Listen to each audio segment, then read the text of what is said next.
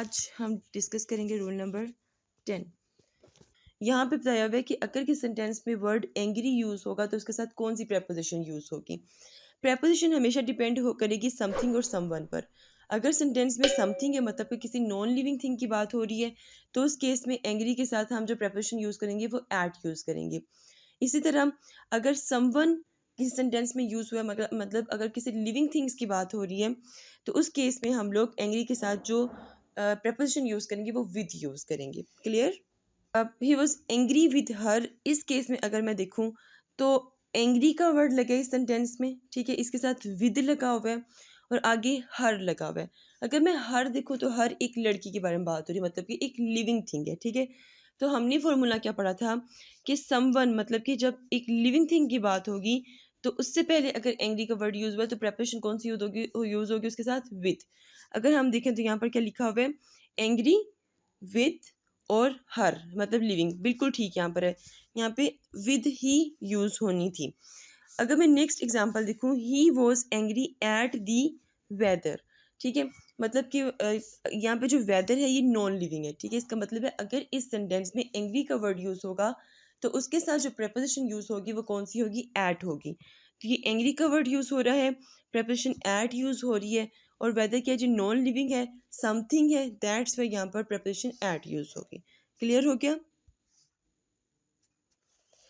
ठीक है। एक और यहाँ पर एग्जाम्पल है, Shakeel was angry eight himself for making a silly mistake during the examination, ठीक है। शकील खुद पर गुस्सा था क्योंकि उसने एग्जाम में एक सिली मिस्टेक कर दी थी, ठीक है। अब यहाँ पे अगर हम लोग देखें तो यहाँ पे अगेन एंग्री का वर्ड यूज हुआ है, ठीक है, लेकिन यहाँ पे बात किसकी हो रही है, यहाँ पे लिविंग थिंग की बात हो रही है, ठीक है। इसीलिए यहाँ पर हम क्या करेंगे, एट नहीं लगाएंगे, यहाँ पे हम विद लगाएंगे। तो एट यहाँ पे गलत है, इसकी जगह पर क्या आएगा, विद आएगा। क्यों, क्योंकि अगर हम इसके बाद देखें तो हिमसेल्फ की बात हो रही है, क्या है जी, एक लिविंग है, हिमसेल्फ कौन है, शकील है। सही हो क्या, क्लियर है, कोई क्वेश्चन इसमें, ठीक है। उसके बाद रूल नंबर 11 की हम बात कर लेते हैं। रूल नंबर 11 क्या है जी, ये इसमें 4-5 रूल्स हैं, इसको ज़रा ध्यान से सुनना है। रूल नंबर 11 में कुछ वर्ड्स हैं जैसे कि a number of, a great number of, a large number of, 2-3 और है वो आगे पेज में मैं आपको बताती हूँ, पहले हम इनको डिस्कस कर लेते हैं। A number of, a number of, a great number of, a large number of. जहाँ पर भी किसी सेंटेंस में अगर हम लोग अ नंबर ऑफ का यूज़ करेंगे तो उस केस में उसके आगे आने वाला जो नाउन होगा वो हमेशा प्लूरल होगा। उसी सेंटेंस में अगर वर्ब भी आ जाता है तो वर्ब हमेशा क्या होगा, प्लूरल होगा, इसको याद रखना है। अ नंबर ऑफ हम कहीं भी यूज़ करेंगे उसके बाद आने वाला जो नाउन होगा वो प्लूरल होगा और अगर वर्ब भी आएगा तो वो भी प्लूरल होगा। फिर उसके बाद है जी, अगर अ ग्रेट नंबर ऑफ मैं यूज़ करती हूँ, अ ग्रेट नंबर ऑफ अगर किस सेंटेंस में आता है उस केस में भी उसके बाद में आने वाला जो नाउन होगा वो प्लूरल होगा, जो वर्ब होगा वो भी प्लूरल होगा। फिर है जी अ लार्ज नंबर ऑफ, इस केस में भी उसके बाद में आने वाला जो नाउन होगा वो प्लूरल होगा और जो वर्ब होगा वो भी प्लूरल होगा। दी नंबर ऑफ, इससे पहले मैंने आ नंबर ऑफ आपके साथ डिस्कस किया है, ठीक है, लेकिन यहाँ पर क्या है जी, दी नंबर ऑफ। अब दी नंबर ऑफ के केस में जो नाउन आएगा वो क्या होगा, प्लूरल होगा, लेकिन अगर वर्ब आएगा तो वो सिंगुलर होगा। कुछ सेंटेंस ऐसे होंगे कि उसमें सिर्फ वर्ब आ जाएंगे तो वो आपने याद रखना है कि सिंगुलर होंगे। कुछ ऐसे होंगे जिसमें सिर्फ नाउन आएंगे, अगर वो सिंगल क्लोज का होगा तो उसमें अगर फर्स्ट करो कि नाउन आ गया या सिंपल वर्ब आ गया तो याद रखना है कि अगर वर्ब आएगा तो वो क्या होगा, सिंगुलर होगा, अगर नाउन आएगा तो वो क्या होगा, प्लूरल होगा। फिर उसके बाद हम वन ऑफ यूज़ करते हैं, वन ऑफ माई फ्रेंड, ठीक है। इस केस में क्या होगा कि अगर किस सेंटेंस में वन ऑफ आ गया तो नाउन जो होगा वो प्लूरल होगा और वर्ब होगा वो क्या होगा, सिंगुलर यूज होगा। जैसे कि मैंने एग्जांपल दी हुई है। अब पहली एग्जांपल किसकी है जी, आ नंबर ऑफ की है। मैंने आ नंबर ऑफ में क्या कहा था, मैंने नंबर ऑफ में कहा था कि अगर इसके बाद नाउन आएगा तो वो क्या होगा, प्लूरल नाउन आएगा, अगर वर्ब आएगा तो वो भी क्या होगा, प्लूरल होगा। देख लेते हैं इसको। A number of girls is reading this novel, ठीक है। अब इसमें पहले हम देखते हैं कि नाउन कौन सा है, वर्ब क्या है। गर्ल्स क्या है, नाउन है, रीडिंग क्या है, वर्ब है। नंबर ऑफ यूज़ हुआ है तो जो नाउन होगा वो क्या होगा, प्लूरल होगा। तो यहाँ पे क्या है जी, गर्ल्स ऑलरेडी लिखा हुआ है, तो ये क्या है जी, एक प्लूरल नाउन है। उसके बाद है जी, मैंने कहा था कि जो वर्ब होगा वो भी क्या होगा, प्लूरल होगा। तो इस केस में इन्होंने वर्ब के साथ जो हेल्पिंग वर्ब यूज़ किया उन्होंने इज़ यूज़ किया हुआ, ये गलत है। इज़ उस वक़्त यूज़ करेंगे जब आपका वर्ब सिंगल होगा। यहाँ पर आपका जो वर्ब है वो प्लूरल है, तो दैट्स वाई यहाँ पे हम लोग आर यूज़ करेंगे, इज़ का यूज़ नहीं करेंगे। समटाइम क्या होगा, कंटिन्यूज में आपका अगर सेंटेंस है तो कंटिन्यूज में भी आपने ध्यान रखना है कि यहाँ पर अगर इसके साथ हेल्पिंग वर्ब यूज़ हो रहा है तो हमने आर लेके जाना है, क्योंकि हमारा वर्ब प्लूरल वर्ब है, सिंगुलर वर्ब नहीं है। यहाँ तक क्लियर? ठीक है, उसके बाद एक और एग्जांपल देख रहे हैं, a large number of. A large number of के केस में भी हमने क्या देखा था कि प्लूरल नाउन होगा और प्लूरल वर्ब ही होगा। तो इस केस में क्या हुआ कि अगर पहले पहले हम देखेंगे कि नाउन कौन सा, फिर हम देखेंगे वर्ब कौन सा। A large number of applicants have applied. ठीक है, एप्लीकेंट्स क्या है जी, नाउन है, अप्लाई करना बेसिकली क्या है जी, ये आपका वर्ब है। तो इस केस में एप्लीकेंट्स यूज हुआ है, बिल्कुल ठीक है। हैव यूज हुआ है तो ये भी बिल्कुल ठीक है, क्योंकि हैव आपको बता रहा है कि आपका प्लूरल वर्ब यहाँ पर यूज हो रहा है। फिर उसके बाद है दी नंबर ऑफ। अब दी नंबर ऑफ के केस में हमने क्या देखा था कि प्लूरल नाउन तो होगा बट वर्ब सिंगुलर होगा। अब इसको पढ़ते हैं, the number of students in this college is या फिर आर इंक्रीजिंग फास्ट। ठीक है, इस कॉलेज के जो स्टूडेंट्स हैं वो जल्द जल्द बढ़ते जा रहे हैं। ठीक है, अब इसमें अगर मैं देखूँ तो नाउन कौन सा है जी, the number of students, students क्या है, नाउन, इंक्रीजिंग बढ़ रहे हैं, यहाँ पर क्या है जी, वर्ब है।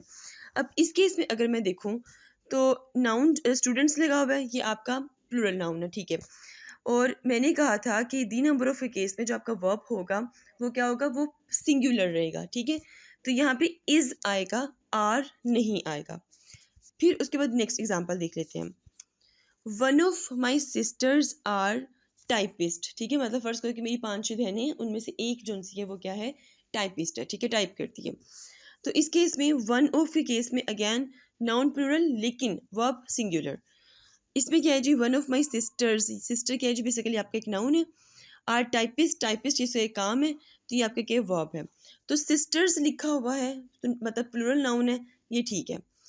आर टाइपिस्ट लिखा हुआ है, आर ये बता रहा है कि भाई वो क्या है जी, प्लूरल वर्ब को आपको दिखा रहा है, लेकिन यहाँ पे हमने सिंगुलर वर्ब को लेके आना है। तो यहाँ पे आर नहीं आएगा, यहाँ पर क्या आ जाएगा, इज आ जाएगा। Clear? A great number of, ठीक है, ये मैंने आपको इसलिए दी है।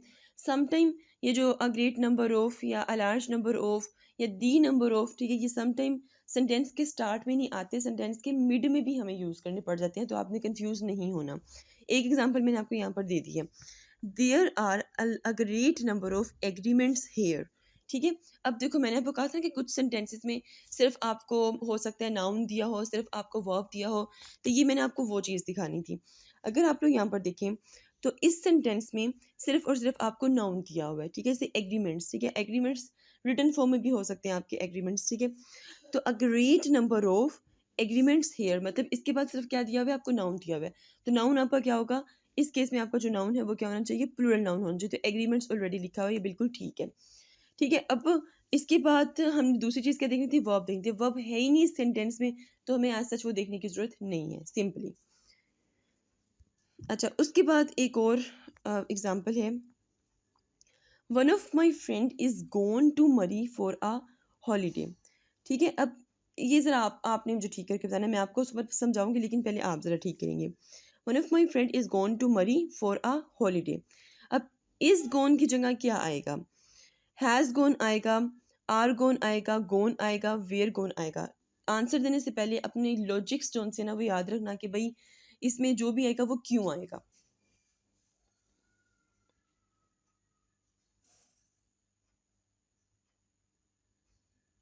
हम्म,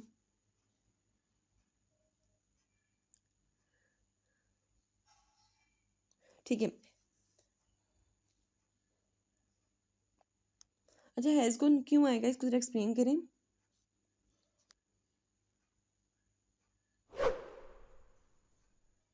ठीक है, अच्छा, ये ठीक है, आपने आंसर दिया है। ठीक लॉजिक है, लेकिन एक और चीज़ अब आपने देखनी करनी है इस तरह के सेंटेंस में।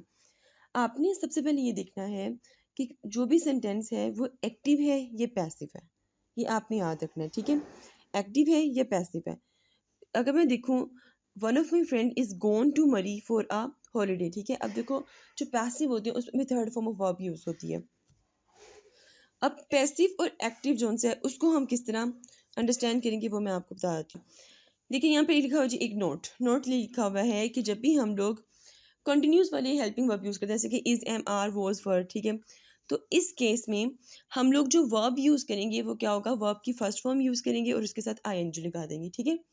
लेकिन जब पैसिव वॉइस में हम जाते हैं तो उस केस में हम लोग सेम हेल्पिंग वर्ब यूज़ करते हैं कंटिन्यूस वाले, लेकिन उसके साथ हम थर्ड फॉर्म ऑफ वर्ब हम लगाते हैं, ठीक है? जिस केस में इज, एम, आर और वॉज, वर यूज़ हो रहा है, उस केस में अगर वर्ब के साथ आईएनजी लग गया है तो आपका जो सेंटेंस है वो आपको कौन सा सेंस दे रहा है, एक्टिव सेंस दे रहा है, मतलब कि आपका सेंटेंस एक्टिव फॉर्म में है, ठीक है? एक्टिव वॉइस में है। अगर किसी सेंटेंस में इज, एम, आर, वॉज, वर के बाद वर्ब की फर्स्ट फॉर्म और आईएनजी यूज नहीं हुई, उसकी जगह वर्ब की थर्ड फॉर्म यूज हो गई है, वर्ब की थर्ड फॉर्म यूज हो गई है, तो इसका मतलब ये है कि आपका वो जो सेंटेंस है वो बेसिकली क्या है, वो पैसिव वॉइस है, ठीक है? पैसिव वॉइस है। इसका आपने लाजमी ध्यान रखना है। फॉर एग्जाम्पल, अगर मैं आपको एक सेंटेंस यहाँ पर लिखूँ, he is reading a book, इस केस में इसके बाद क्या आया, वर्ब की फर्स्ट फॉर्म उसके साथ आईएनजी लगा हुआ, सीधी सीधी बात है। मैंने अभी कहा था कि इज, एम, आर, वॉज, वर आएगा, अगर उसके साथ वर्ब की फर्स्ट फॉर्म आईएनजी होगी तो वो क्या होगा, आपका सेंटेंस एक्टिव फॉर्म में होगा, एक्टिव वॉइस में होगा। तो यहाँ पे क्या जी, इज है वर्ब की फर्स्ट फॉर्म और आईएनजी है, ये जो सेंटेंस है हमारा क्या जी, एक्टिव वॉइस में है। अगर इसी तरह एक सेंटेंस आपके सामने मैं लिखूँ, a letter is written by her, इस केस में क्या है, इसके बाद क्या यूज हुआ, आपकी थर्ड फॉर्म यूज हुई है। इस ये आपको क्लियर बता रही है कि आपका जो सेंटेंस है वो किस में है जी, वो पैसिव वॉइस में है, ठीक है? तो इन चीज़ों का आपने ध्यान रखना है हर जगह। अब हम आते हैं दोबारा उसी एग्जाम्पल पर, one of my friend is gone to Murree for a holiday, ठीक है? माई फ्रेंड, फ्रेंड आपको क्या बता रहा है कि भाई ये नाउन है, जो बिल्कुल ठीक यहाँ पर यूज हुआ है, ठीक है? अच्छा, उसके बाद क्योंकि वन ऑफ के बाद हमने क्या कहा था कि हमने नाउन का ख्याल रखना है, जो प्लूरल होना चाहिए, ठीक है? इसके अलावा सिंगुलर वर्ब होना चाहिए, ठीक है? अब सिंगुलर वर्ब हमें इज, मतलब पीछे तो हम बताते हैं ना, इज, लेकिन यहाँ पर ये पैसिव वॉइस सेंटेंस नहीं है, ये आपका एक्टिव वॉइस सेंटेंस है। दैट्स वे आपने यहाँ पर हैज़ कौन लगाना है, जो कि परफेक्ट की बात यहाँ पर आपको शो कर रहा है। क्लियर? इसमें कोई क्वेश्चन है? रूल नंबर 12 बेसिकली क्या है, रूल नंबर 12 में है, मैंने आपको एक रूल पढ़ाया था जिसमें आपको पोजेसिव केस और पोजेशन के बारे में बताया था, उसको जहन में रखना यहाँ पर। अच्छा, अब इस केस में बताया जा रहा है कि जब भी आप पोजेसिव एडजेक्टिव यूज़ करेंगे तो उसके साथ आप नाउन का यूज़ लाजमी करेंगे। मैं फिर से रिपीट करी हूँ कि जो कल मैंने एक आपको पोजेसिव केस वाला रूल पढ़ाया था उसको जहन में रखना, क्योंकि वो वाली कुछ बातें यहाँ पर भी डिस्कस होंगी। अब सबसे पहले तो बात ये है, इसी तरह पोजेसिव प्रोनाउन जब यूज़ होगा तो उसके साथ नाउन यूज़ नहीं होगा। पोजेसिव एडजेक्टिव अगर यूज़ होगा तो उसके साथ नाउन यूज़ होगा। पोजेसिव प्रोनाउन अगर यूज़ होगा तो उसके साथ नाउन यूज़ नहीं होगा, ठीक है? ये रूल है। अब पहले तो हमें ये पता होना चाहिए कि पोजेसिव एडजेक्टिव्स होते कौन कौन से हैं, जैसे कि my, his, your, her, their, its, ये पोजेशन के वर्ड है ना, मतलब ये मेरी किताब है, ये उसकी किताब है, ये तुम्हारा काम है, ठीक है? ये पोजेशन शो हो रहा है सारा का सारा। तो ऐसे वर्ड्स जो कि पोजेसिव एडजेक्टिव होंगे उनके साथ नाउन आएगा, ठीक है? अब ऐसे वर्ड्स जो कि पोजेसिव प्रोनाउन होंगे, पोजेसिव प्रोनाउन कौन हो, जैसे कि mine, his, ours, yours, hers, theirs, ठीक है? अच्छा, अब यहाँ पे बच्चे ना थोड़ा सा कंफ्यूज ये भी हो जाते हैं कि देखें ये भी हिज लिखा हुआ है, ये भी हिज लिखा होगा, तो कैसे पता चलेगा कि भाई ये पोजेसिव एडजेक्टिव है, ये पोजेसिव प्रोनाउन है, ठीक है? ये जब लेक्चर्स में एडजेक्टिव और प्रोनाउन पे आऊँगी तब आप लोगों को बताऊँगी कि वो उस वक्त सारा क्लियर कट होता है कि भाई ये वजह है, इसलिए आपको पता चल जाएगा। ठीक है, कुछ मैं आप लोगों को यहाँ पर भी क्लियर कर दूंगी कि कैसे पता चलेगा कि ये एज एन एडजेक्टिव यूज हो रहा है। अच्छा, अब मैंने लास्ट लेक्चर में आप लोगों को बताया था कि जो एडजेक्टिव होता है ना, वो बेसिकली किसको डिस्क्राइब करते हैं? नाउन को डिस्क्राइब करता है। ठीक है, सॉरी, एडजेक्टिव किसको डिस्क्राइब करते हैं? नाउन को। हाँ, नाउन को ही डिस्क्राइब करते हैं एडजेक्टिव। और जो प्रोनाउन होता है वो बेसिकली नाउन की जगह पर यूज होता है। ठीक है, ये मैंने आपको कल बताया था, यही बताया था ना। एडजेक्टिव नाउन को डिस्क्राइब करते हैं या मॉडिफाई करते हैं। प्रोनाउन नाउन की जगह पर यूज होते हैं। अब जब एडजेक्टिव नाउन को डिस्क्राइब करता है या उसको मॉडिफाई करता है, तो डेफिनेटली अगर कहीं पोजेसिव एडजेक्टिव होगा तो उसके साथ नाउन का होना ज़रूरी है, तभी वो उसको एक्सप्लेन करेगा ना। ठीक है, दूसरी बात, पोजेसिव प्रोनाउन जो सा है वो नाउन की जगह पर यूज़ होता है। अब जब एक चीज़ दूसरी जगह पर यूज़ हो रही है तो फिर उस जगह पर नाउन का होने का कोई फ़ायदा तो है नहीं, ना ही ज़रूरत है, क्योंकि वो तो खुद एज अ नाउन वर्क कर रही है, तो उसके साथ नाउन की ज़रूरत ही नहीं है। तो फिर उस सेंटेंस में प्रोनाउन के बाद नाउन आए ना आए वो ज़रूरत नहीं है हमें। समझ लगी है? ठीक है, फॉर एग्जाम्पल अब यहाँ पर है जी, दीज आर माई कार्स। ठीक है, फिर दूसरी बात देखिए, दीज कार्स आर माइन। अब इसको हम सेंटेंस को अंडरस्टैंड करते हैं। These are my cars, cars के जी नाउन है। ठीक है, अब यहाँ पर एक क्वेश्चन रेज हो रहा है कि भाई वो किसकी कार है? माई। ठीक है, मतलब यहाँ पे जो माई है वो किसके बारे में बता रहा है? वो आपको नाउन के बारे में बता रहा है कि कार किसकी है, माई। ठीक है, मतलब आपको इंफॉर्मेशन दी जा रही है, आपको एक्सप्लेनेशन दी जा रही है नाउन के बारे में। अब डेफिनेटली ऐसा वर्ड जो नाउन के बारे में आपको इंफॉर्मेशन देगा वो आपका क्या होगा? एडजेक्टिव होगा। अब यहाँ पे मलकियत शो की जा रही है कि भाई मेरी है, तो डेट्स वे वो जो आपका एडजेक्टिव होगा वो उसकी कौन सी टाइप होगी? वो उसकी पोजेसिव टाइप होगी, मतलब वो पोजेसिव एडजेक्टिव होगा। क्लियर? बिल्कुल इसी तरह दीज कार्स आर माइन। ठीक है, ये गाड़ियाँ मेरी हैं। ठीक है, अब इस केस में अगर हम लोग देखें तो यहाँ पे जो माइन है वो आपको क्या शो कर रहा है? प्रोनाउन, मतलब वो प्रोनाउन है। ठीक है, अब मैंने कहा था नाउन इसमें भी यूज़ हुआ है, कार्स, कार नाउन है, लेकिन मैंने कहा था कि जैसे यहाँ पे मैंने कहा था एडजेक्टिव के बाद में नाउन आएगा, लेकिन प्रोनाउन के बाद नाउन नहीं आएगा। सेंटेंस में नाउन यूज हो रहा है लेकिन उसके बाद यूज नहीं हो रहा। यहाँ पे भी देखें ऐसे कि माइंड पोजेसिव प्रोनाउन है लेकिन इसके बाद कोई भी नाउन नहीं है। हाँ, इससे पहले नाउन जरूर है बट बाद में नहीं है। क्लियर? तो अब ऐसे सेंटेंसेस जहाँ पर अगर एक सेंटेंस में नाउन है, ठीक है, बट वहाँ पर आपका ऐसा वर्ड यूज़ हो रहा है जो कि आपकी मलकियत शो कर रहा हो, ठीक है, लेकिन उसके बाद कोई नाउन नहीं है, तो वहाँ पे आपको ये डिफरेंस क्लियर हो जाना चाहिए कि भाई वो एक पोजेसिव वर्ड तो है, पोजेसिव वर्ड तो है, लेकिन वो यहाँ पर यूज़ हो रहा है प्रोनाउन के तौर पर। ठीक है, क्योंकि उसके बाद नाउन यूज़ नहीं हुआ। सेम लाइक दैट ये भी पोजेसिव वर्ड तो है लेकिन ये एडजेक्टिव के तौर पर यूज़ हो रहा है क्योंकि उसके बाद नाउन यूज़ हो रहा है। क्लियर हो गया? अच्छा, एक और यहाँ पर रूल है, इसको लाजमी याद रखना है। अब देखो पोजेसिव के लिए हम लोग इस तरह के वर्ड यूज़ कर रहे थे ना, जैसे कि शकील्स कार, जैसे कि इरफान अंकल्स फ्रेंड। ठीक है, ये मैंने आपको कल पढ़ाया था। तो यहाँ इस केस में no use of apostrophe s with possessive adjective. ठीक है, पोजेसिव एडजेक्टिव के साथ आपको पोजेसिव एडजेक्टिव या पोजेसिव प्रोनाउन दोनों के साथ आपको किसी किस्म की अपोस्ट्रोफी एस लगाने की जरूरत है। जैसे कि आप ये नहीं लगा सकते हो माइंस, ये नहीं लगा सकते हो माइज, ये नहीं लगा सकते हो हिज, ये नहीं लगा सकते हो। क्यों? क्योंकि इस केस में आपको आ, ये रूल नहीं लगाना। क्यों? क्योंकि ये खुद भाई पोजेसिव है, तो इसमें मजीद पोजेशन डालने की क्या ज़रूरत है? एस टोन्स होता है अपोस्ट्रोफी एस, ये बेसिकली क्या शो करते हैं? ये पोजेशन शो करते हैं, मतलब मलकियत शो करते हैं। अब ये वर्ड्स खुद ही पोजेसिव हैं, खुद ही मलकियत शो कर रहे हैं, तो उस पर मजीद आपको देखो देयर एस लगा दे तो गलत होगा, देयर्स गलत, क्योंकि ये खुद ही पोजेशन शो कर रहे हैं, तो यहाँ पर मजीद पोजेशन लगाने की आपको ज़रूरत नहीं है। ये भी रूल आपने याद रखने। क्लियर हो गया? आगे चलें। चलें जी, रूल नंबर 13। रूल नंबर 13 कहते हैं, ये बहुत बहुत इंपॉर्टेंट है क्योंकि बच्चे ये बहुत ज़्यादा मिस्टेक करते हैं। इंस्टेड ऑफ का मतलब क्या होता है? इंस्टेड ऑफ का मतलब होता है की बजाय। इन स्पाइट ऑफ का मतलब क्या होता है, के बावजूद।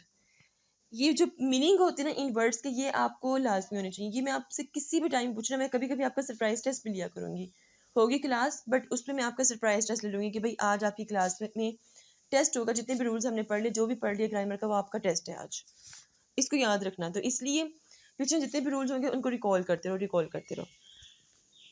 अच्छा, इंस्टेड ऑफ जोन सा है ना, इसको हम लोग यूज़ करेंगे in place of. In place of मतलब कि जब भी आप सब्स्टिट्यूट के तौर पर आप इंस्टेड ऑफ को यूज़ करेंगे। सब्स्टिट्यूट क्या होता है कि ऑल्टरनेटिव के तौर पे। इसके बाद को मैं आपको एग्जांपल देके समझाती हूँ। फ़र्ज़ करो कि आपके घर में, मतलब आपने फ़र्ज़ करो दही खानी है, ठीक है, पर दही नहीं है। आपकी अम्मी कहती हैं ऐसा करो, दही की जगह ना दूध पी लो, ठीक है, मतलब सब्स्टिट्यूशन हो गई है।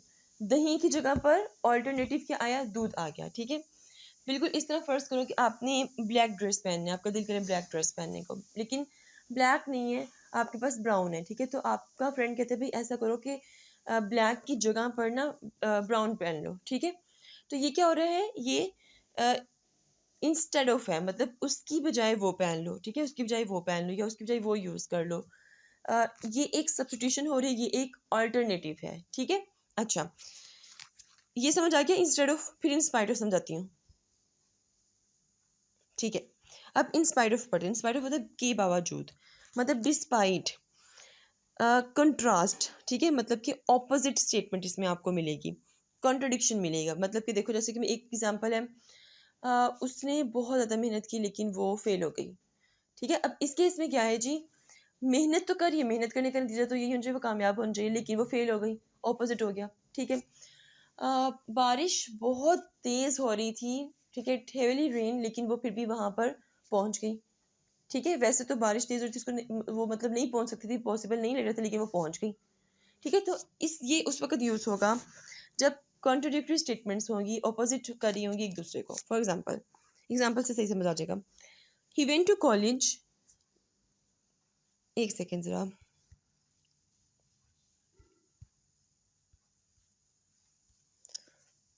फर्स्ट करो कि यहाँ पे फिलिंग द ब्लैंक्स है, ठीक है, ये भी फिलिंग द ब्लैंक्स है, ये भी फिलिंग द ब्लैंक्स है।